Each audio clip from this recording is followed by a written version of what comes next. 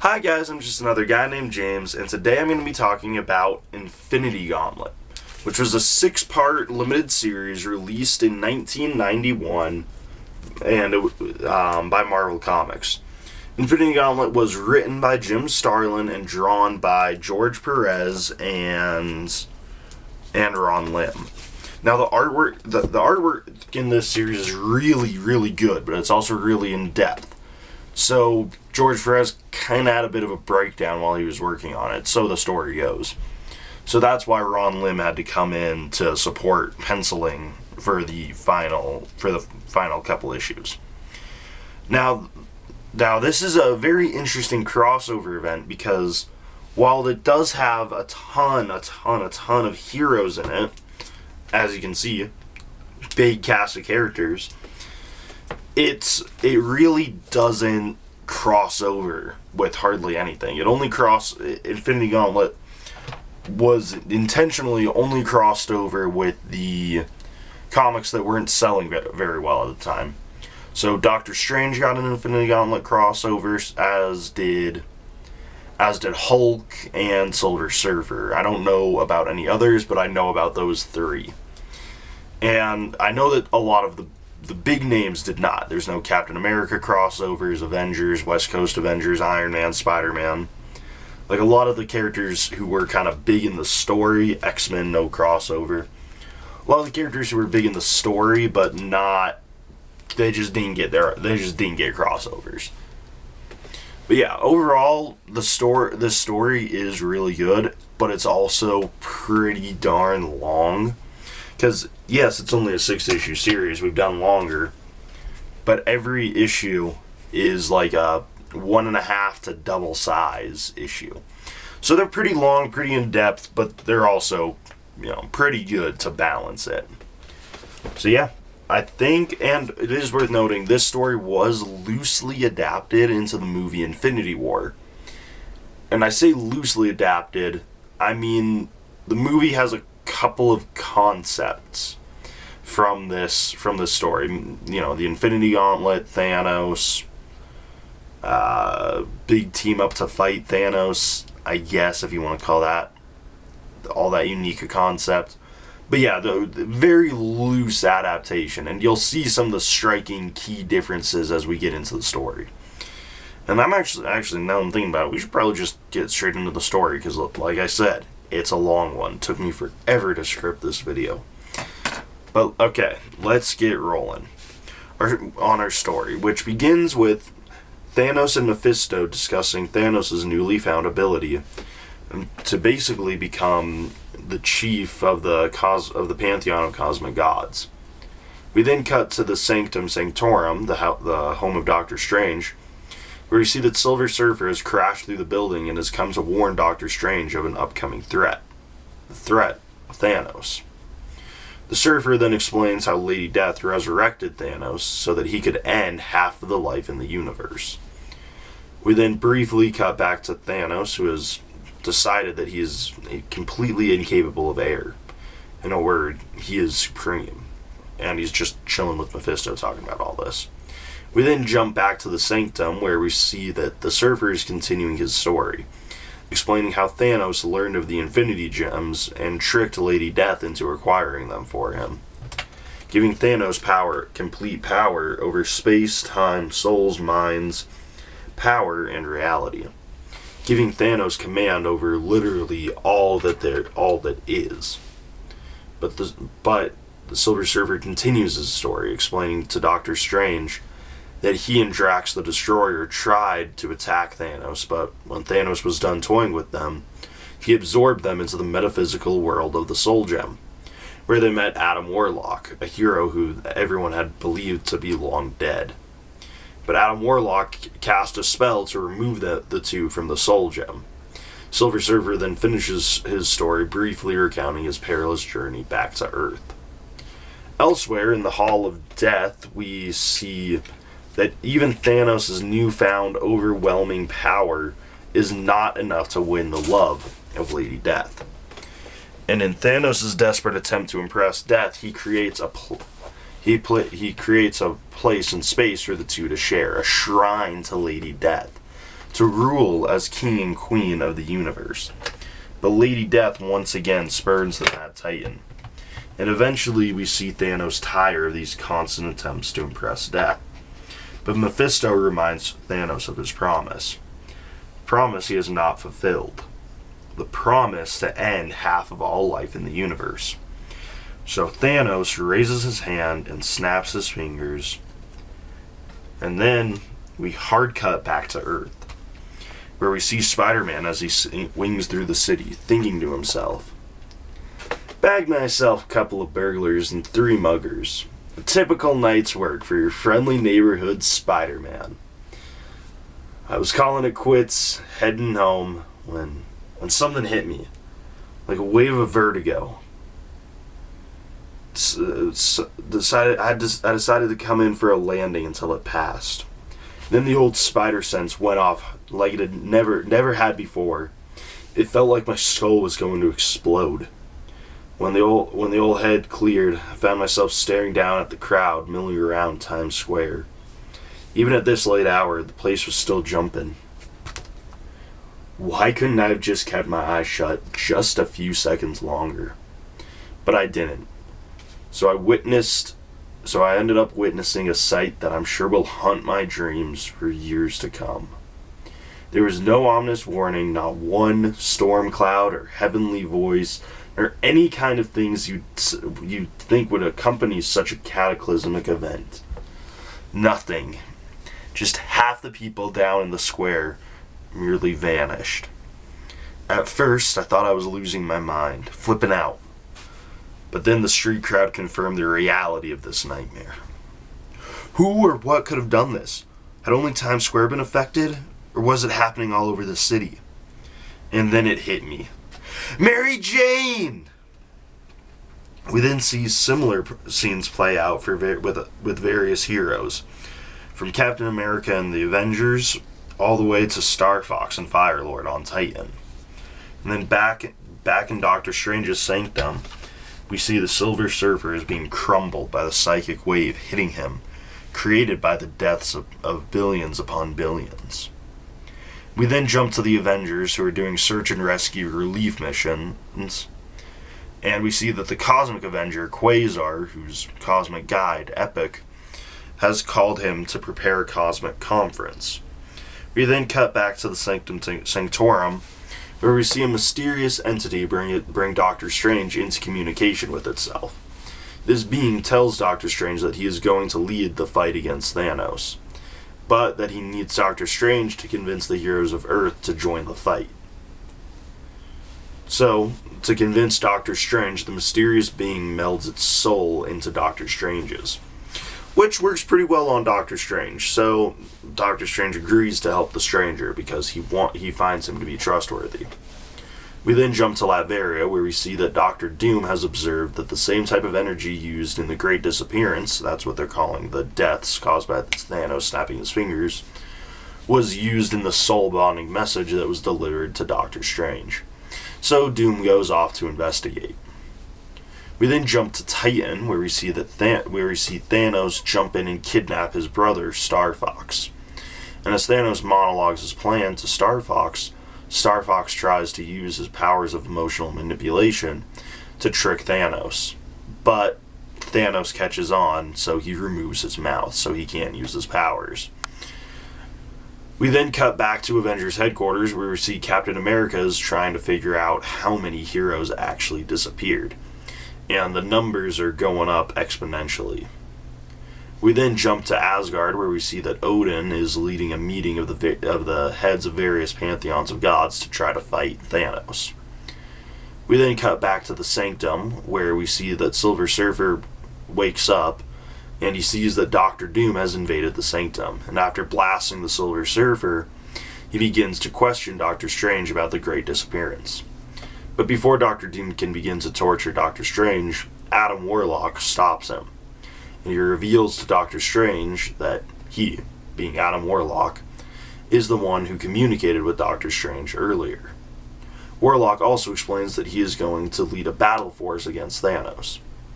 We then cut to the throne room of Thanos, where we see that the Mad Titan is torturing his brother Star Fox, and I believe his daughter Nebula, in a desperate attempt to impress Lady Death.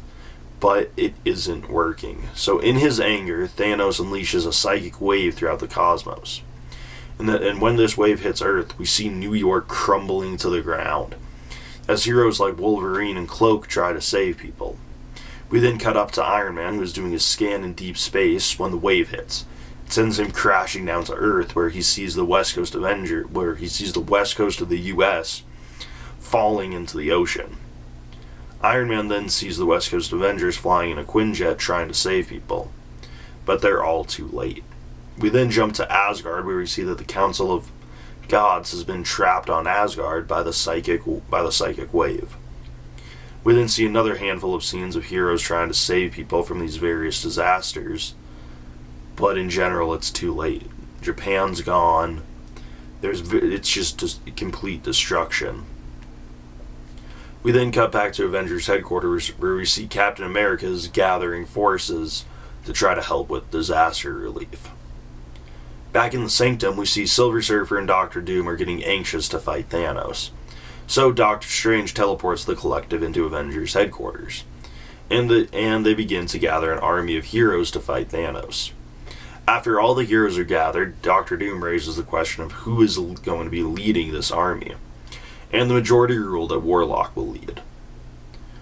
But first, Doctor Strange, Silver Surfer, and Warlock have to gather some other allies on the far side of the universe. Spanning across the cosmos, we see that Epic and Quasar have been waiting for the heroes to arrive, so they begin their conference.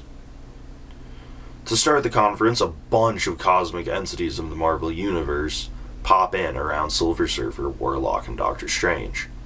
And before Warlock can even begin to make his case, Eternity tries to make his argument for why the Living Tribunal should join the fight against Thanos. But the Living Tribunal is not convinced, so he leaves the meeting, and Eternity follows without giving his response on the battle. So Warlock begins to make his case and the Watcher also refuses to join the fight. And Galactus questions Warlock's authority. But some of the other beings, like Master Chaos and Lord Order, join Warlock, as do Epic, the Stranger, Love, Hate, Kronos, the Celestials. So Galactus basically bows to peer pressure and joins as well. Back in Avengers headquarters, we see Iron Man and Doctor Doom are having a bit of an argument, but it's broken up pretty quickly when Adam, Warlock, and Silver Surfer, Doctor Strange, and Quasar arrive. After the hostilities are stilled, Warlock finds Hulk and Wolverine, and he finds them because they're two of the only heroes gathered who are willing to take a life. So Warlock tells them, "Hey, if you get the chance, go for the kill." We then cut back to Thanos, where, after being once again spurned by Mistress Death, we watch him create Taraxia to be everything that Death is not, to be a partner for him. Back on Earth, we see Warlock brief the heroes on the plan, as Doctor Strange prepares to teleport the heroes across the universe. And he casts a spell on them which will allow them to breathe in space for the next hour. We also see that Warlock and Silver Surfer are being held in reserve for the final stage of the battle. As Warlock explains to the Surfer, Thanos controls all aspects of time, space, reality, power, the soul, and the mind. He quite literally commands all there is. He is truly invincible, utterly omnipotent. Such statements are not grandiose rhetoric. They are reality. Our allies' power is less than nothing against Thanos' might. They stand defeated before the battle has even begun. The true purpose of their attack is merely diversionary. They are sacrificial lambs. And may heaven forgive me, this is exactly as I have planned. So, to start the battle, we see Namor, Thor, Firebird, and Iron Man all launching attacks on Thanos. But Thanos simply freezes time. And as time is frozen, Thanos ponders what to do with the heroes. But Mephisto convinces Thanos to give the heroes a fighting chance. Mephisto's able to convince Thanos by saying, like, hey, chicks dig bravery. So do this, and maybe Lady Death will like it a little bit. So Thanos is like, hey, that sounds like a great idea. So Thanos gives up his cosmic awareness. He no longer knows the future. And he resumes time so the battle can truly begin. All of this leaves the heroes with a 0.05% chance of victory. But a chance nonetheless. So the battle begins, and begin it does as Hulk and Drax just jump Thanos. But Drax is cast aside, and as Hulk pounds down on Thanos, Hulk is shrunk down. So the Vision steps in, bearing down on Thanos with his laser. And Cap leads the next charge against Thanos as Vision phases away. And She-Hulk and Namor jump in for a little bit of a throwdown with Thanos, but they're both quickly dispatched. So Thor takes the opportunity and throws his hammer into Thanos and strikes him to the ground. But as he goes in to finish the fight, Doctor Doom is in the way, trying to steal the gauntlet off of Thanos' hand. But Thanos gets up and he just basically nukes Doctor Doom, but Doom survives. He's not out of the fight yet, and neither is Thor, who continues his assault on Thanos, again chucking his hammer at him. But Thanos simply opens a rift and teleports the hammer away. So Thor, knowing that he only has 60 seconds before he turns back into Eric Masterson, jumps in and he just starts throwing hands on Thanos until Thanos casts him off into space. Next in is Firelord, who is also quickly dealt with by a simple backhand. But Wolverine jumps in and just stabs Thanos through the chest. But even that isn't enough to kill him or do any real damage to him. And Thanos responds by turning Wolverine's skeleton into rubber. We then see Scarlet Witch and Cyclops trying to tag team Thanos, but it's proven to be ineffective when Thanos kills the Scarlet Witch. But Cyclops survives a little longer. And in a truly masterful move, he cuts off the Force Blast, causing Thanos to stumble, teeing him off for a powerful shot from Iron Man. But not quite powerful enough. Taraxia then jumps in and attacks Iron Man, and Thanos seals Cyclops' head into a cube. Then the Vision tries to use his density-shifting powers to sneak up on Thanos, but it doesn't work this time, and Thanos simply rips the Vision apart. We then cut to another part of the battlefield, and we see that Thor has made it back to the edge of the field, but he's transformed back into Eric Masterson because he's been away from his hammer for more than a minute. Back in the main battle, we see Cloak try to take Thanos into the strange dark dimension that exists within his body, but Thanos just rips him to shreds. Next, Firelord and Drax jump in, but before we see what happens with them, we see Eric Masterson reclaim his hammer, and Thor is brought back into the fight. On the front line, we see Drax and Firelord are dispatched and flung into the far past, but Spider-Man is able to get some kicks in on Thanos before Taraxia drops him. While Thanos is reeling from Spider-Man's kick, Thor gets some more hits in before he's turned into glass. Nova then flies in to try to save Thor, but he's turned into a pile of blocks and crushed before Thor is shattered. Quasar then squares off against Thanos, but he's quickly killed off. Then Captain America walks up to Thanos as the last line of defense, as he tells Thanos, "As long as one man stands against you, Thanos, you'll never be able to claim victory." Noble sentiments from one who is about to die. I've lived by those sentiments my whole life. They're well worth dying for. Huh? Then die you shall. Thanos is always pleased to honor such a foolish request. Then Warlock sends in Silver Surfer, and he makes a desperate grab for the gauntlet. But he misses, and this close call causes Thanos to strike down Captain America before he restores all of his powers. So Warlock calls in the big guns, and the cosmic entities appear to square off against Thanos.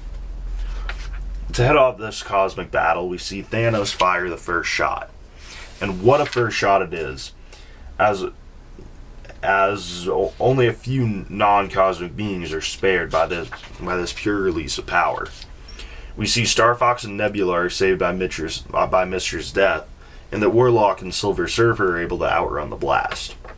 We then jumped into the battle proper, where the Celestials start throwing planets at Thanos, but Thanos just cuts them down, and we see that Kronos is trying to lose Thanos in the time stream, but it's kind of a foolish plan because Thanos has the gem of time. He is able to control it just as well as Kronos. So Thanos is able to lay Kronos asunder. Then Lord Chaos and Master Order jump in, but they are also dissuaded. Then we see that Galactus, the Stranger, and Eon try giving up their physical forms for the boost in raw power, but even that proves to be ineffective against the Mad Titan. Love and Hate try a different method by manipulating Thanos' emotions, but Thanos is not easily fooled. Then Mephisto jumps in the ring and he unleashes Hell's fire against Thanos, trying to steal the gauntlet off his hand. But Thanos simply reaches through the fire to try to kill Mephisto. But before he can, Mistra's death joins the fight against Thanos, and all the other cosmic beings combine their might into one final effort, but it isn't enough. And Thanos imprisons all the cosmic entities. Then Eternity, the chief of the cosmic beings, appears for a final throwdown against Thanos. And Thanos meets the challenge with cataclysmic results. We then cut back to Warlock and Silver Surfer, who are teleported back to the Sanctum Sanctorum. And in space, we see that Eternity has been imprisoned with the rest of the cosmic beings. And we see that Thanos has superseded Eternity. Back on the shrine to Lady Death, we see Nebula steal the gauntlet off of Thanos' hand, strip Thanos of his deified powers. Nebula then casts Thanos into Raxia into space to die, but Warlock has Doctor Strange retrieve Thanos. And as soon as Thanos arrives on Earth, Silver Surfer tries to throw down with Thanos, hand-to-hand, one-on-one. So Doctor Strange brings in the few survivors of the battle to separate the two. Warlock then explains to the new gathering of heroes that Nebula's possession of the gauntlet provides an existential threat to the universe because of Nebula's shattered psyche from the torture of Thanos. Warlock then sends the rest of the assembly away so he can have a one-on-one with Thanos, where Warlock confronts Thanos about his true nature, about how he has now 3 times secretly and subconsciously sabotaged himself away from attaining godhood because Thanos doesn't believe that he is deserving of ultimate power. And Warlock leverages this truth to get Thanos to help the heroes. So once again, Warlock sends in a primary strike force while he, Doctor Strange, Silver Surfer, and Thanos are held back in reserve. We then jump back across the universe where Hulk, Thor, Fire Lord, Drax, and Doctor Doom just jump Nebula, absolutely try to decimate her, but Nebula is very easily able to restrain them. So in come Doctor Strange, Warlock, Thanos, and Silver Surfer for the final confrontation. Nebula immediately restrains Thanos, but she is seemingly unaware of Warlock's presence. Thanos then goads Nebula into resetting all the actions done by Thanos, resurrecting half the universe. But in the next moment, we see Warlock reaches out and grabs the gauntlet, and he causes the gauntlet to blast Silver Surfer. And Warlock and Silver Surfer both seemingly die in this moment. We then see the Nebula's sporadic actions have resulted in the cosmic beings being resurrected, so they once again go into battle. We then cut back to the Soul World, where we see Warlock and Silver Surfer have arrived. They're there because Warlock is much more powerful in the Soul World, but he needs Silver Surfer to be his spiritual anchor. Warlock also explains that he couldn't try the same thing with Thanos because Thanos would recognize his presence and purge him. We then cut back to the cosmic battle where all the cosmic beings attack Nebula all at once. We then cut back to the Soul World where Warlock is amassing his power over the infinite, becoming one with the universe of the Soul Gem. Back with Nebula, we see that she is able to defeat the cosmic beings, and she turns them into stone. We then see that Warlock is somehow able to, from within the Soul Gem, reach out and cause the gems to reject Nebula. And when she drops the gauntlet, Thanos reaches out for it. But Doctor Strange calls in the reserves, and Hulk, Thor, Star Fox, and Drax jump in to stop Thanos from getting the gauntlet. Back, and to end the struggle, we see Warlock come out with the gauntlet on his hand, and he frees the cosmic beings, and the heroes then turn their attention to Thanos and Nebula. So Thanos activates a nuclear bomb on his belt so that he can't be imprisoned. So Thor just whacks him with his hammer, sends him zooming through space before he explodes. Star Fox and Drax take Nebula back to be held in prison on Titan, and Warlock then is left with Silver Surfer, Thor, and Doctor Strange because they have all bonded with his soul. But he sends them home also. There's then a brief epilogue where we see Warlock go on one final quest where he goes to a farm and he finds Thanos, whom Warlock seeks information from, because Warlock wants to know how to control the power of the Infinity Gems. But Thanos has no advice for him, so Warlock just leaves Thanos to his farm. And that's the story. And man, oh man, is it a good one. Like, it's just really cool. Getting to see all of these, there's really no corner of the Marvel Universe left unaccounted for. And even in my brief retelling, you really get to see that. In the full story, there's even more. There's reference made to where's the Beyonder, where are the X-Men, where's Nick Fury's in the story, Moon Knight's in the story, Black Widow. All of these characters are in the story. You get to see them all. There's really no corner of the Marvel Universe left unaccounted for. And that's a really rare thing for these, giant, spanning stories. You're usually like, oh, where's such and such? Where's so-and-so? Why wasn't this character in the story? And you can make the argument, why weren't they featured more in the story? But honestly, there's really no character that you can say, man, they really missed them in this story. Every major hero in the Marvel Universe is mentioned, and if they're not explicitly in the story, they're mentioned to have disappeared in the Great Disappearance. And that's a really cool thing about the story. But something else that I like about it is that Thanos truly is this irredeemable villain in the story. But he realizes halfway through the story he doesn't want what he thinks he wants. And it's pretty cool, especially when you compare him to the Thanos of the Marvel movies. Because I'll be honest, in the movies, Thanos is a little bit of a joke. Making him a sympathetic villain is, I think, was a really weird call. It worked for the movie, though, don't get me wrong. I'm not saying that that's a bad movie. I just think it would have been cool to see a more one-to-one type deal. But yeah, so some of the really cool elements of this story, you really get to see the raw power that Thor has. He does far and away the best in the cosmic battle against Thanos. he does by far the best. And again, that's accurate, and that's really cool.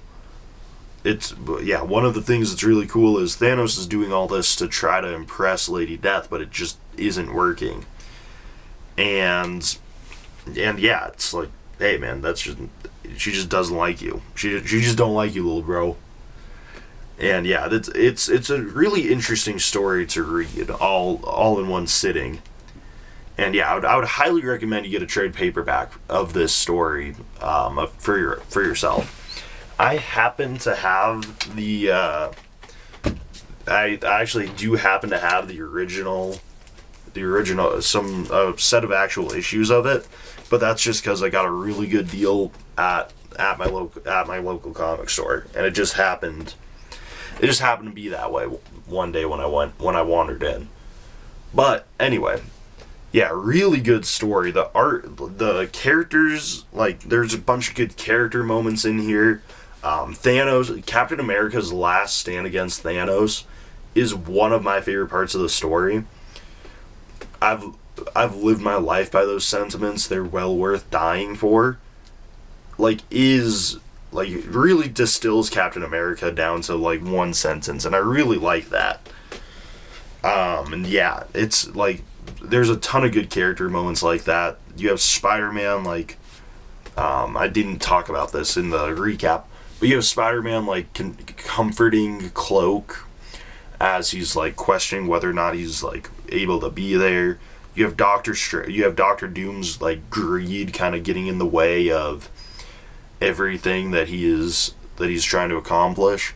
You have Eric Masterson as the new version of Thor, because that was a thing happening in the Thor comic at the time, where he's feeling guilty about having to try to pretend that he knows the heroes who die in the Great Disappearance. You have a lot of just really good character moments like that. And then you have, obviously you have your main four or five characters. You have Adam Warlock, Doctor Strange, Thanos, Silver Surfer, and Captain America. Those are kind of your main five characters. And then obviously Nebula becomes a more main character at the very end there. So we'll up it to 6. Throw Nebula in there, sure, why not? It's really cool to get to see all, like, the entire Marvel universe working against the same threat, and it plays really well. The artwork in this series is incredible, though. Like, it's just really good, especially once you get into the cosmic stuff. But you can totally see where just the sheer amount of detail in this art, you can kind of see where George Perez would have lost it a little bit.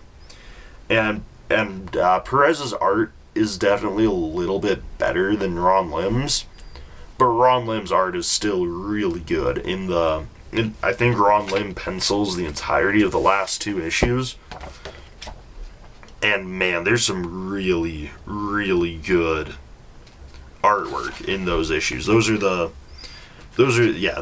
the issue with the cosmic beings attacking Thanos, and then the final issue with the Thanos Nebula's confrontation. One of the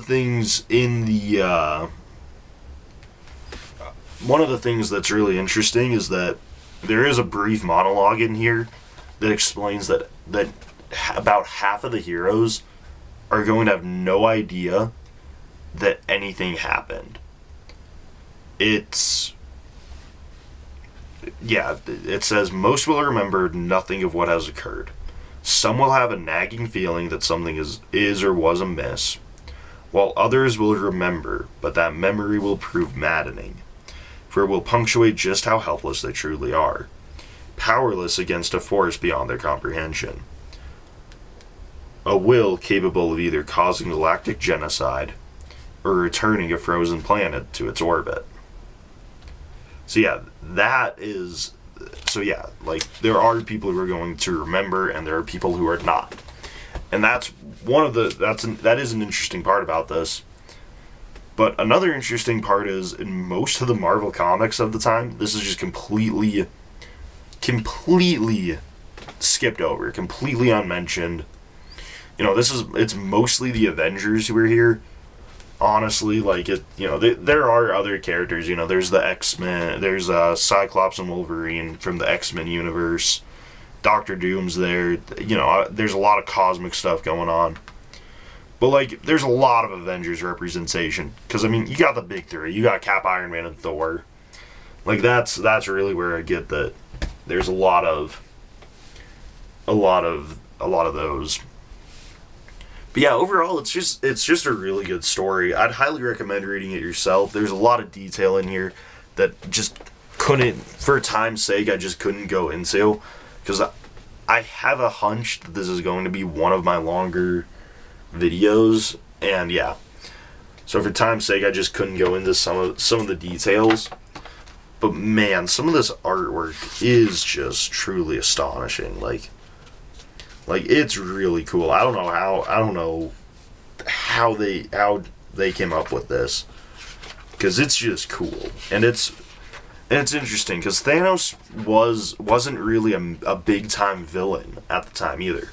Thanos had actually been killed off in the 70s. So yeah, Thanos first appeared as a one-off Iron Man villain, then he appeared in like a kind of a weird cross thread of like Marvel Feature and Marvel 2-in-1 and like just kind of weird random stories for a while. And then eventually he made his way into the Captain Marvel comic. And in the Captain Marvel comic, I believe he acquired the Cosmic Cube, and like he was, that was the first time that he kind of like had achieved infinite power, but he subconsciously subverted his own power. Then he did so again in this like weird there's another Thanos story that's like told in various annuals from the late 70s, because those Captain Marvel comics, that was like early to mid 70s. So yeah, so Thanos, but at the end of that annual story, Thanos died. So Thanos was dead until he got resurrected in the Silver Surfer comic. And that is one nice thing about Infinity Gauntlet, is it doesn't make you read the Silver Surfer comics to understand it. Because I assume that everything that Silver Surfer describes happening, where we see Thanos acquire the gems from Lady Death resurrect him, Silver Surfer's battle against Thanos. I assume that's all shown in the Silver Surfer comic, but it's nice that it recaps it for you. That way you're not having to try to read it all. That way you don't have to try to read it all. But yeah, overall, just very highly recommend. This is written by, like I said, Jim Starlin. And Starlin's writing does tend to be good. I've talked about a few other Jim Starlin projects, and yeah, I just generally like them. They just tend to be pretty good. But they always have a little bit of a weird moment, because the ending of this story is really weird. And honestly, yeah, it feels like they kind of wrote themselves into a corner, and then they had to find a way to get Adam Warlock out of that corner. And it's just odd, like having Adam Warlock be able to like reach out from the Soul Stone to like kind of take over the rest of the Infinity Gems, and then like Warlock claims the Gauntlet, and nobody really cares about that. Like it's just kind of an odd thing. And yeah, it's just a bit odd. And then but overall, it is really darn good. The artwork is gorgeous. It's honestly worth a read just to look at some of these like full page and double page spreads. And I know I had a lot of the full page and double page spreads, I hope, in the recap section, but man, it's worth it just to like actually hold in your hands and look at, because it is some gorgeous artwork. But yeah, that's really all I got to say on this one. So, yeah, I'm just another guy named James. See you guys next time. Goodbye.